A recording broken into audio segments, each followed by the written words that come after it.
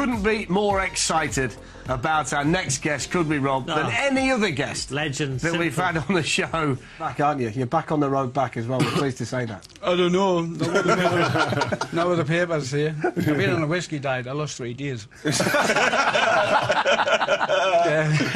No, so, you know, the press, what they've been writing about is scandalous. I mean, this place I go down where I live, odd bins, and it's a place we buy booze, but they only sell my cigarettes, and I went in there.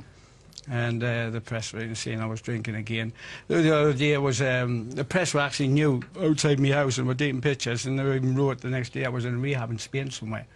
It wasn't. It was in somewhere else. But no, it wasn't. It was just the lies that keeps coming on. I played against Spurs at Newcastle. I scored 2, and we're walking off a pitch, and Terry Reynolds went, and I was sponsored by Hummel. And Spurs were sponsored by Hummel. He went, well, at least you've got the right boots on. And then he said, look, if you come sign for me, I guarantee you within 10 days you'll be playing for England. And that's all I want to do. Yeah, play for my country. And I did within about 8 games. Coming to Tottenham, I got my chance to join with the England squad, which was unbelievable, you know. We had an important game on a Saturday, and it was on Thursday, and I was just walking. I used to come to the club for a pint and a pint of milk and that. And it was a pint of milk. I was only 21. And I remember the groundsman saying, Paul, I said, what are you doing? He said, I've got to get rid of these pigeons.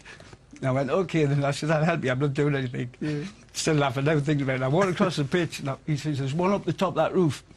I went, OK, so how do I get up there? And I went up the top of the roof, and I can hear these pigeons. Woo, woo.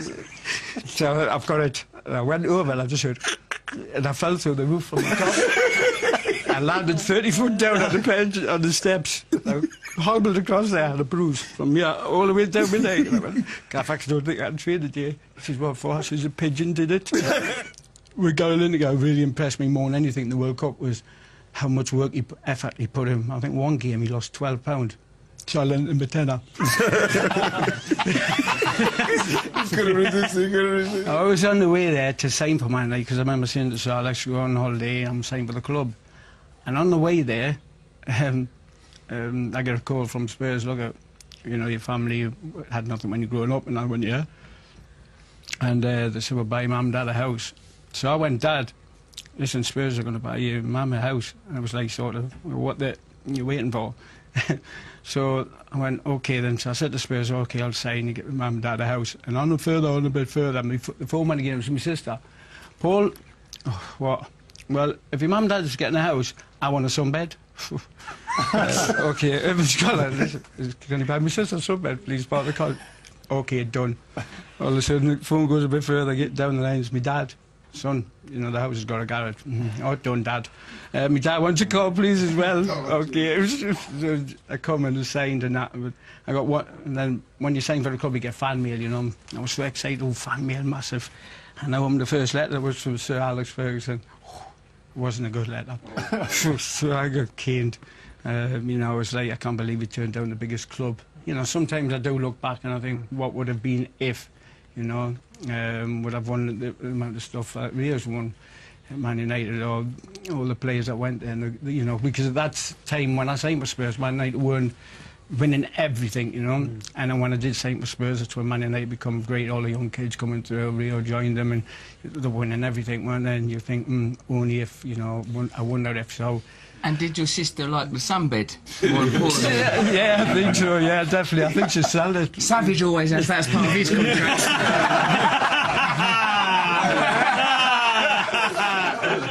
That time when I moved to Lazio, the one team I would want to play for was AC Milan. When I went to Lazio, and I was saying, how was he going to do at Lazio and all that, and I thought, right, we'll go away and play against AC Milan away. And I thought, this is my chance to prove against them how good I am. AC Milan, Baresi, Maldini, Rijkaard, Van Basten, Hullet. I mean, we're 1-0 up after 5 minutes, and I thought, yeah, now's the time. We got beat 5-1. I think it's the only game I've ever wanted to end quickly. I had one touch. I remember I had one touch, and that was with like 5 minutes to go.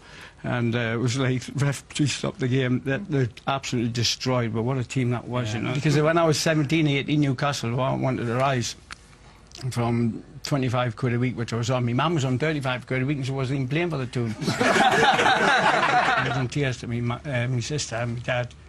last week. I just felt a little bit lonely, but and my dad just said, "What's the matter?" I just said, "I can't stop thinking about football still."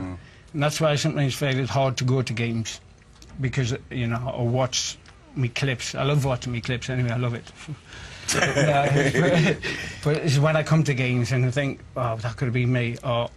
Do you think you got unfinished business? Yeah, definitely. You know, I keep thinking, God, I could have done that pass. If I was playing, I would have did this. So I'm analysing myself, not the players, myself. What would I have done then, you know? So I drive myself nuts.